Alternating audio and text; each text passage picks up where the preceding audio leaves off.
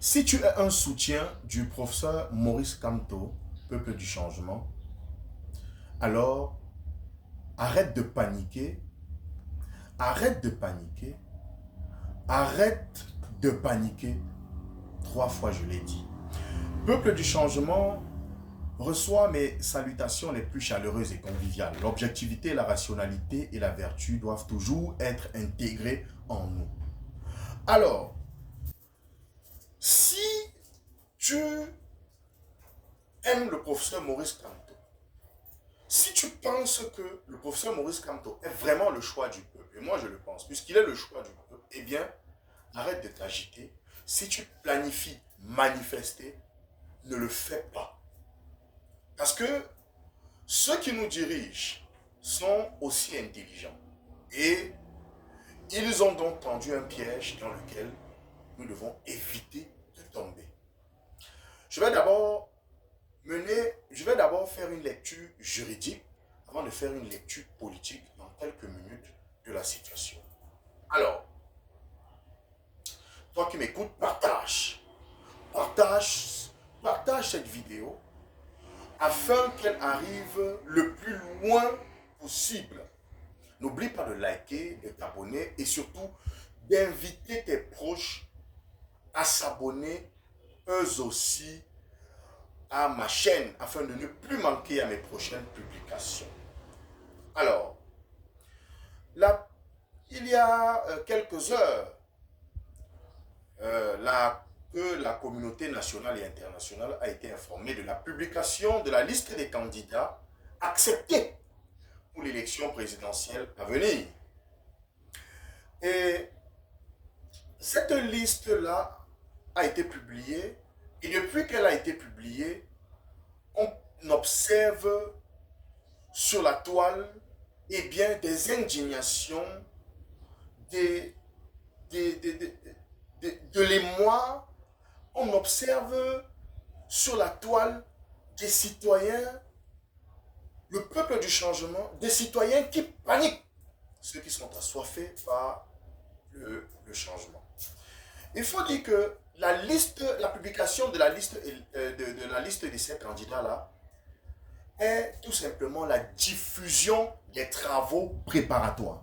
Puisque ce n'est pas Elekam qui arrête de manière définitive la liste des candidats devant concourir à l'élection présidentielle. Il faut le dire. Elekam ne fait qu'un travail préparatoire, un travail de débrayage, parce que la responsabilité définitive de fixer la liste des candidats revient au Conseil constitutionnel. Il faut donc dire que lorsque l'on lit le code électoral, notamment aux articles 125 à 129, il ressort clairement que non, les travaux d'Elekam sont susceptibles d'un second examen par le Conseil constitutionnel. Et dans la diligence des candidats ou bien des partis politiques concernés. Donc, au regard de la loi, 2 jours après la publication des délibérations du Conseil électoral d'Elekam, il faut souligner que les décisions d'Elekam, ne sont pas des décisions définitives. Ce sont des décisions, je pourrais même dire provisoires. Donc, ce ne sont pas des décisions finales. Mais les décisions d'Elekam peuvent devenir définitives au cas où aucune concertation n'est faite par rapport aux délibérations qu'elle a publiées. Ça veut dire quoi? Ça veut dire que si par exemple les candidats qui ont été rejetés n'introduisent pas de recours devant le Conseil constitutionnel, eh bien, ce sera acté. De même que ceux-là dont les candidatures ont été acceptées.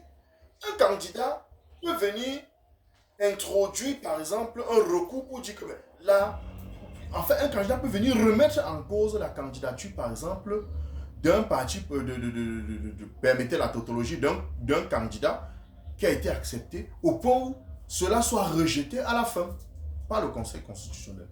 Donc, les candidats qui ont été rejetés peuvent saisir le Conseil constitutionnel par simple requête au fin de voir rétablir leur requête. Donc, et je le dis encore, de même que les candidatures acceptées peuvent être contestées. Je vais vous prendre un exemple. Il y a par exemple le RDPC qui a été, comment je vais dire ça, qui a été Léon Télé Onana, dont sa candidature a été rejetée au profit de M. Biya.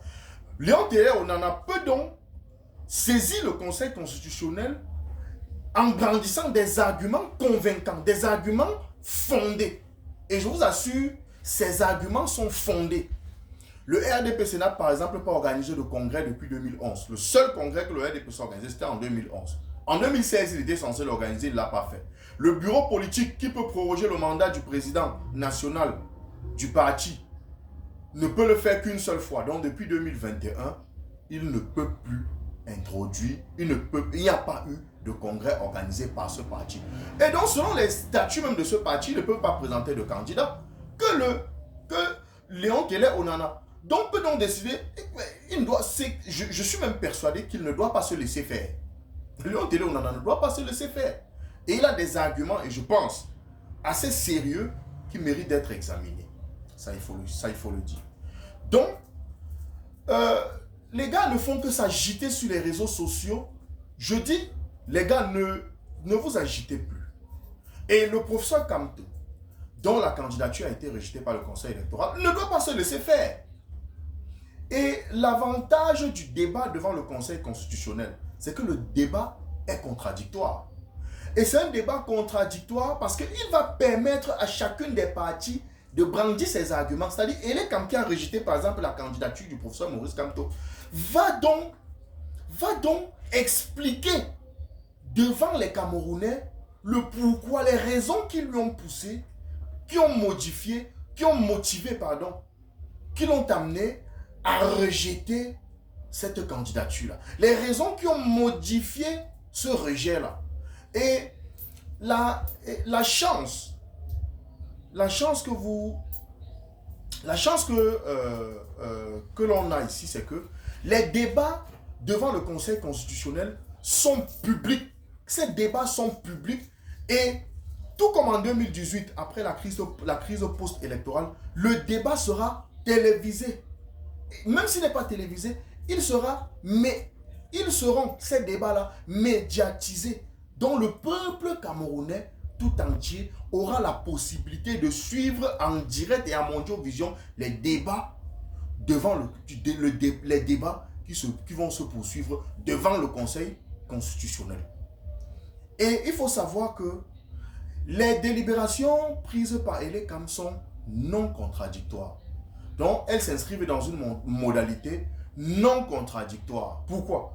Parce que lorsque Elé Kam publie par exemple ses délibérations, lorsque le Conseil électoral publie ses délibérations, en publiant la liste des candidats, ça il faut le dire, cela ne fait pas l'objet d'une contestation devant le Conseil électoral. Donc, quand il dit tu ne peux pas contester, la seule chose que Elé Kam fait, le Conseil électoral fait, c'est qu'il saisit chaque candidat, et c'est la loi qui le dit, il saisit chaque candidat individuellement en le notifiant de ce que sa candidature a été rejetée, en lui donnant les motifs pour lesquels sa candidature a été rejetée. Par exemple, pour le cas de Maurice Kamto, il a invoqué la notion, la notion de pluricandidature.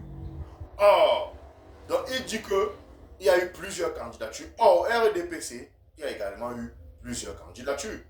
Donc, je ne sais pas sur quelle base juridique est-ce qu'ils vont se baser pour, bien évidemment, invalider la candidature du professeur Maurice Kamto. Mais je vous dis, bien que Elé Kam soit en alliance avec le pouvoir, bien que même le Conseil constitutionnel soit presque un peu en alliance aussi avec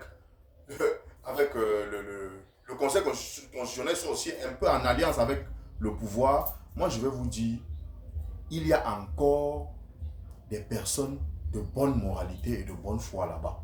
Et il n'y a aucune raison que la candidature du professeur Maurice Kamto soit rejetée. Soyez-en sûrs, elle ne sera pas rejetée. D'un point de vue, parce que Et le débat devant le Conseil constitutionnel est un débat contradictoire. Donc ce débat sera contradictoire. Ne vous inquiétez pas. Et donc, vraiment, il faut être tranquille. Dormez sereinement. Dormez sereinement. Maintenant, d'un point de vue politique, avant même d'en arriver, je vais demander aux gens qui jubilent, aux gens du RDPC, de ne pas jubiler. Parce qu'ils jubilent, ils vont pleurer. Parce que la candidature du professeur Maurice Kamto sera validée. Donc ne vous inquiétez pas. Maintenant, la décision finale est attendue au plus tard le 11 août. Parce que le Conseil constitutionnel a l'obligation de vider sa saisine au plus tard dans les 2 mois précédant l'élection. Donc maintenant, d'un point de vue politique, le régime en alliance avec Elekam a eu, du moins, est dans son rôle. Elle a jugé mieux d'invalider la candidature du professeur Maurice Kamto en alliance parfaite avec le conseil électoral d'Elekam. Pourquoi? Parce qu'il était question de tester le peuple, de voir si le peuple peut paniquer, de voir si le peuple peut manifester son indignation.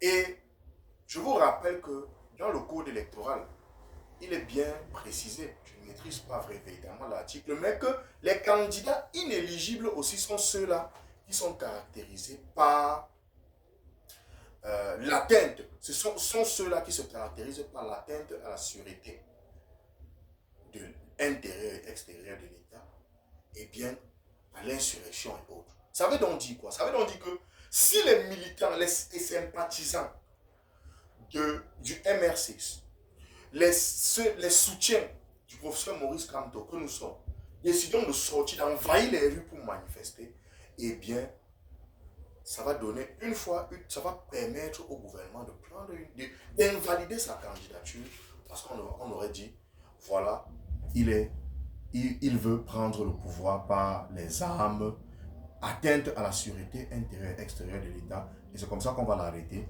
et nos espoirs seront morts comme ça et enterrés. Et c'est comme ça, ce sera reparti pour non plus seulement 50 ans de souffrance, mais 100 ans de souffrance. Plus 43 ans de souffrance et 100 ans de souffrance. Donc, restons calmes et restons sereins. Il était question de tester le peuple, de tester la réaction du peuple. Vous voyez un peu. Et deuxièmement, il était aussi question de... Vous savez, ils ont tout fait. Ils l'ont fait expressément. Ils ont d'abord supprimé le site du MINAT, parce que ils ont supprimé le site du MINAT. Après, ils l'ont remis, ils ont modifié les informations. Déjà que Dieudonné Yebga est allé poser sa candidature de manière illégale, c'est-à-dire que vous vous rendez à l'évidence que tout a été bien planifié. Et le communiqué de Atangandji est sorti hier pour intimider le peuple et nous faire comprendre que le site du MINAT a été piraté.